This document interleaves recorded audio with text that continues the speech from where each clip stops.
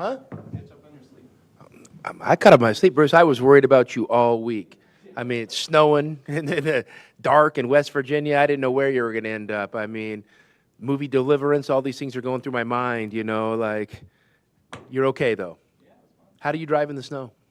Well, I had one of those like all-wheel drive. Like I had like one of those rental car places where they let you pick one. So it's But that doesn't mean how'd you drive, though? I mean, you slip and slide around a little bit, or? Yeah, a little bit, but mostly just really sad. That's good, good. I needed that cleared up because it's been a long couple of days worrying about it. What's up, guys? Let's do this. How do you feel it went? I mean, you had told us before, you tell us after, like what you thought about having the long one first. I thought it was great. You know, it was a trip we needed. It was great to go kind of hunker down a little bit and kind of be by ourselves and really spend a lot of time just focusing on the things that we think are going to drive winning, you know, from the culture to, you know, tactics to individual things. So we spent a lot of time, and, you know, when it's cold outside and it's snowing and, you know, you're in these hotels, you're not going outside much. So we had a lot of time to do multiple film sessions and you know, have conversations with guys. So I think it was great. Did anybody, I know that flu and things like that are going around. Has it hit your team or anything? I mean, just normal stuff. I mean, you know, nothing worthy of reporting. I mean, we're humans like anybody else, and we catch the same stuff everyone else catches. And unfortunately, you know, there's no excuses. You just got to power through it. Well, did you, you know, what's your thoughts on UCF, and did you catch at least video of the Colorado game? It was pretty crazy. Yeah, no, I watched a little bit of it live, and then kind of watched it back on video. I mean, obviously UCF's a really talented team. They got off to a good start this season. You know, they got a good mix of talented players. You know, they have a couple experienced guards that are a bucket. You know, they have a four-man who's, you know, versatile. You know, he's scoring inside and out, and then they have some size, and their size, you know, not only can impact the defensive end, but, you know, they're shooting the ball on the perimeter. And then they have guys off the bench that are, you know, they were big-time recruits. And so, you know, they have a lot of talent, and they play with great effort. And you know, we know it's going to be a challenge. You know, we know, you know, in this conference that there's no nights off, so we don't expect this to be any different. How is the weekly kind of flow working for you so far? I know you were kind of joking on the radio last night. You kept referring to West Virginia as a Saturday game, and you know, yeah, I mean, listen, it's a lot of years. I mean, there was a couple years early in my career at Gonzaga where we kind of got on Saturday, Monday. We were on the big Monday deal, and then, you know, we kind of went back Thursday, Saturday. So, you know, I mean, just for a majority of my coaching career, conference season has been pretty much Thursdays and Saturdays, and so you get a little bit of a rhythm. And, you know, how to prepare your team and how to take everything week by week. You know, what should you practice harder on a Monday? Should you take a Monday off? You know, all those things. So, yeah, so I'm going to have to learn that and figure it out. You know, I mean, the one day is there's not too many one-day preps. You know, I don't know how many we have, to be honest with you. I haven't looked that far ahead. 2, thanks, Bruce. Two. So, you know, 2, you know, we'll probably have to get back into our old rhythm of, you know, preparing for those games that week. That would have been like a traditional Pac-12 week. But there's a lot of, you know, 2- and 3-day preps. So, you know, we just got to figure the rhythm of that out, what that looks like with days off, what that looks like with, you know, practicing on yourself, what that looks like on, you know, preparing for an opponent. So it'll probably be a little bit of a work in progress. Do you find, I don't know already, but like, does Thursday become sort of the new Monday as far as using that as a work on yourself kind of day, or? Well, yeah, I mean, or you know, you know, you might need to recover a little bit. I mean, it was a 4.5-hour plane ride in the middle of the night back from, you know, West Virginia. So, you know, I mean, just a lot of things. I mean, I think it's going to be up in the air, and you know, we're always going to try to, you know, find time to work on ourselves because that's, you know, as important as anything. But you also want to be, you know, you're also preparing for opponents you've never played before. And, you know, maybe in years past, you know, you might have 1 or 2 new coaches, you know, kind of pop in the conference every year. You had to kind of figure out, you know, what their deal was. But now, you know, everyone's a new coach pretty much.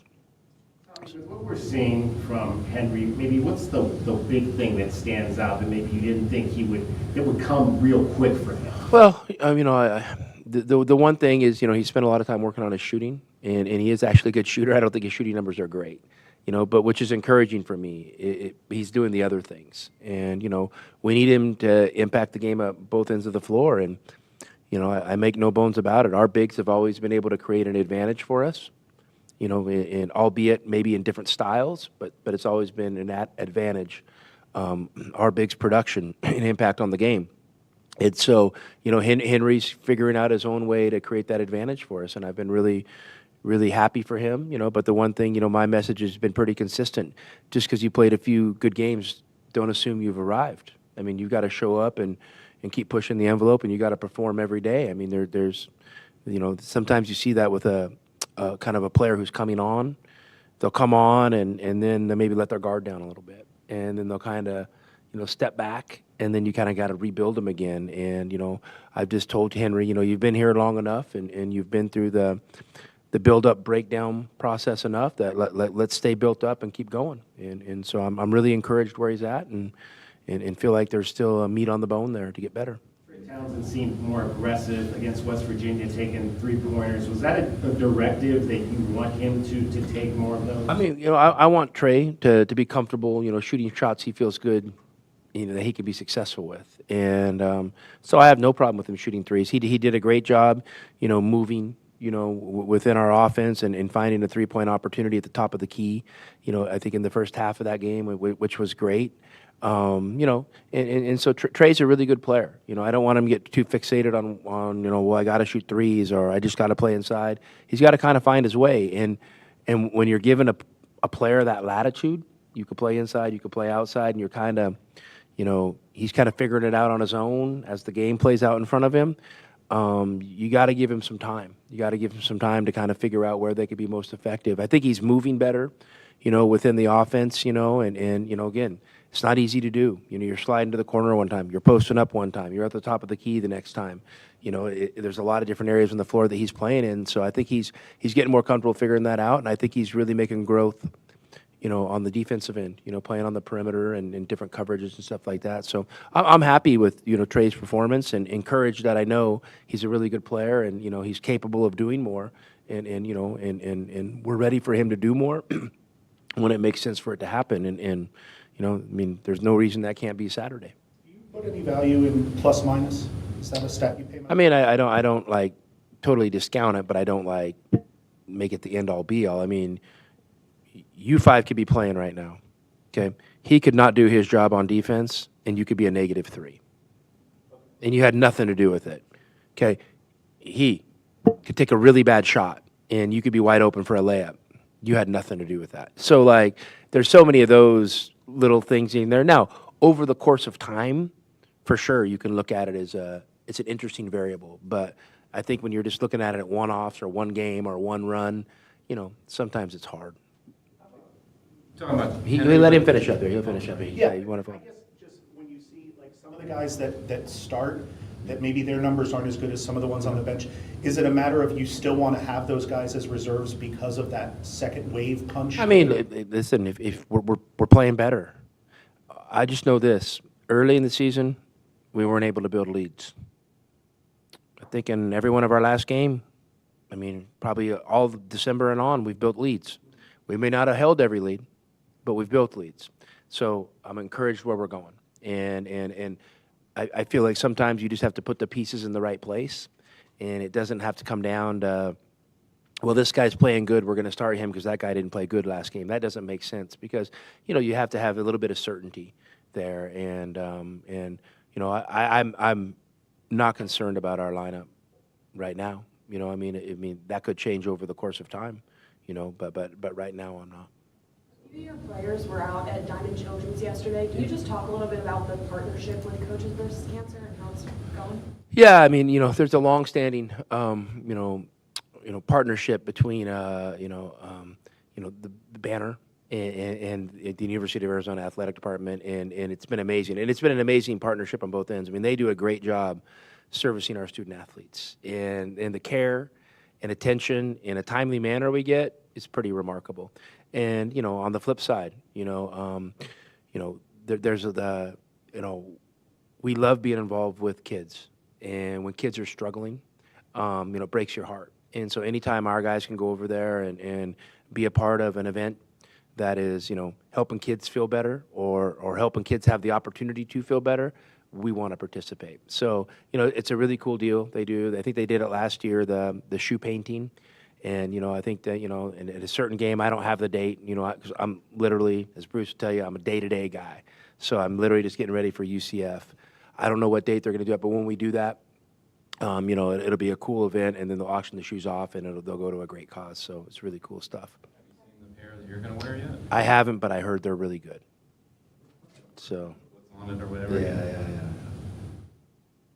I was actually going to ask a similar question that Brian did, but the lineup, is there, granted, like you said, you're getting, obviously you're winning, things are going well with that, but is there concern at all when you don't start guys like KJ or Henry that are playing really well, and, you know, you can't maybe give them the same amount of minutes overall because they're sitting out this first four or whatever?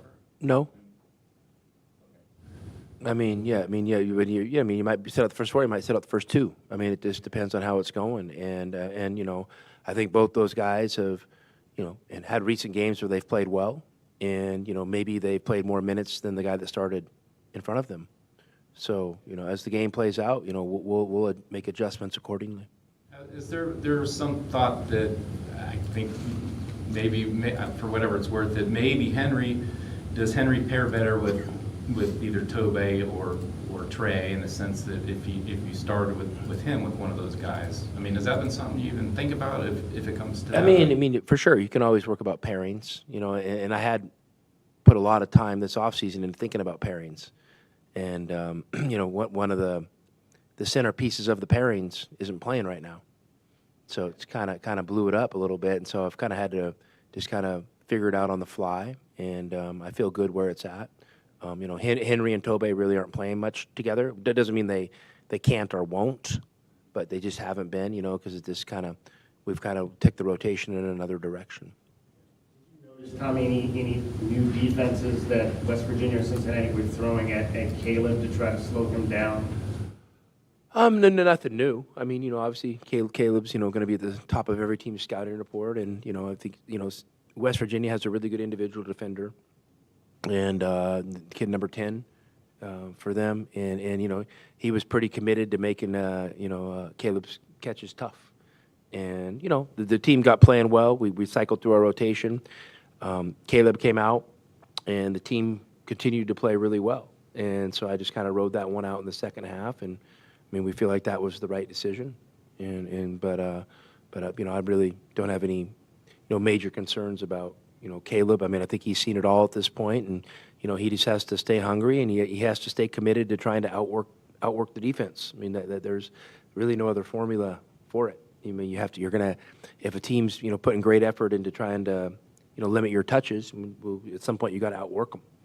And so, you know, and he has had moments where he's really done that this season. So, you know, we'll just continue to try to pursue that. You use gravity to describe how he kind of draws all that attention, but do you think that you're seeing from the other players on the team when he's drawing that attention that they're making the most of their opportunities, and that helps balance it out? I mean, I think so. I mean, you know, I think so. I mean, we're not expecting, you know, our offense to, you know, to click at a, you know, crazy efficient level every Big 12 game. You know, we know that the formula to winning is going to be a combination of efficient offense and efficient defense, and so, you know, I'm not really getting too caught up in, you know, they're taking away Caleb, but it's giving us this, you know, like, I mean, we're looking at a lot of things, and the one thing I feel a lot better about now is the way the ball's moving and the way the players are moving.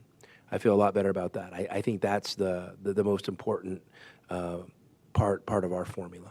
The teams you've played so far have been some of the slower ones tempo-wise in the conference. Do you feel that the way you guys have been able to handle, particularly the half court, bodes well for the rest of the season? I hope so. You know, I hope so. I mean, we understand you're going to have to win games, you know, and you can win games to get in the open court, but you're also going to have to win games in the half court. And you know, we've always understood that, you know, but listen, we're not going to turn down a fast break, you know, where we can get a layup. I mean, we're never going to turn that down. So, you know, we'll continue to hunt those opportunities, but at the end of the day, when we get the ball to the half court, hopefully we can move it, you know, move the ball, move our bodies, play with great fundamentals, and just make good decisions and get, you know, great shot attempts, you know, over and over again. We're not going to really make it much more complicated than that.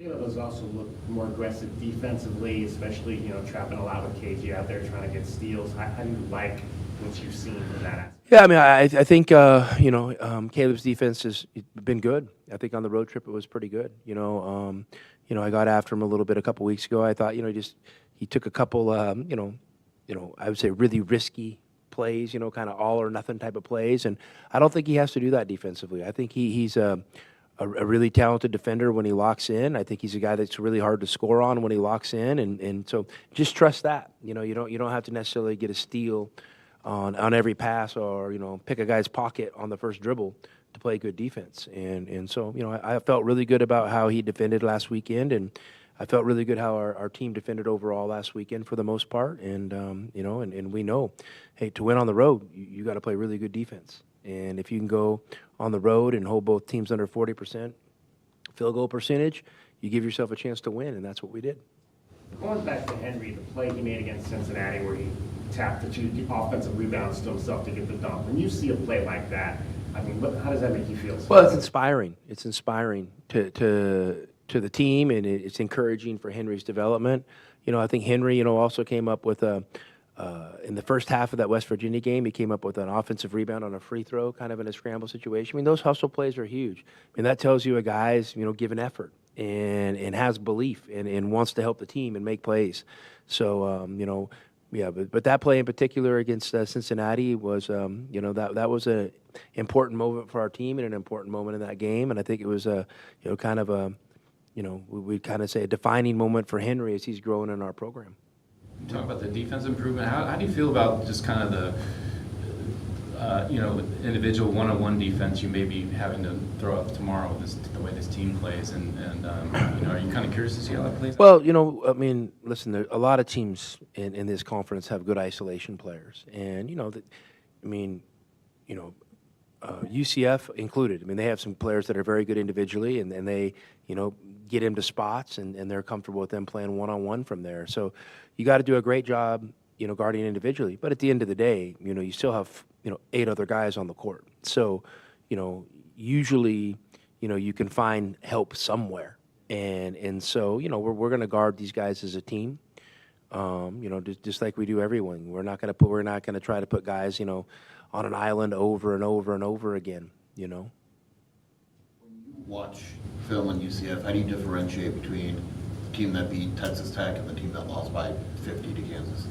Well, I mean, I think the one thing that you have to account for, as a coach, and when you've been doing this for a minute, I think you have a lot of respect for your opponents.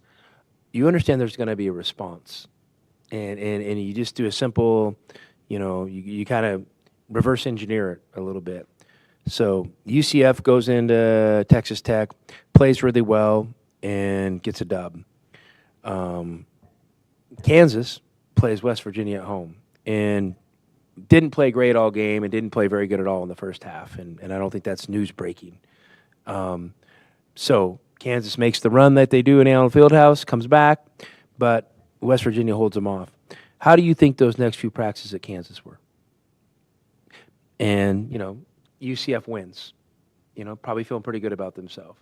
So I think you just always have to account for that response. I mean, Kansas came out in that UCF game and played very spirited, great team basketball, great physical defense, and kind of were able to jump them a little bit and just got on the right side of it. So, I would assume that UCF went back before the Colorado game and had some spirited practices, and there was a response, and they fought last night, and they got down 10 in that game, or this was the last two nights ago, and then ended up finding a way and pulling it out. So, my assumption is, they learned a lesson in that Kansas game, and they're going to come in here hungry with an opportunity to go 3-1 to start out the Big 12, which is a great accomplishment. So. I'm expecting to see the team that played Texas Tech and the team that played Colorado. A little bit of the opposite of that. You guys are coming off this big trip, and I think so. Always. I mean, I don't know who's saying we're expected to win it. Well, I don't look at that stuff. You can look at that. I just know that we got to come out and we're going to have to fight possession by possession, plain and simple. And you're going to have to win the game when the ball gets thrown up in those 40 minutes. Anything talked about before, anything talked about after, doesn't matter. So, if our guys are mature competitors, they understand they got a talented team coming in here Saturday in an important game. And if it makes them sleep easier, like think, oh, we're going to win this game, we don't have to try hard, they're in the wrong program, because that's not how we operate. So I'm expecting our guys to give UCF, sorry, it's a lot of years in another conference, UCF, it's to give them the 100% undivided full attention, because they got mine.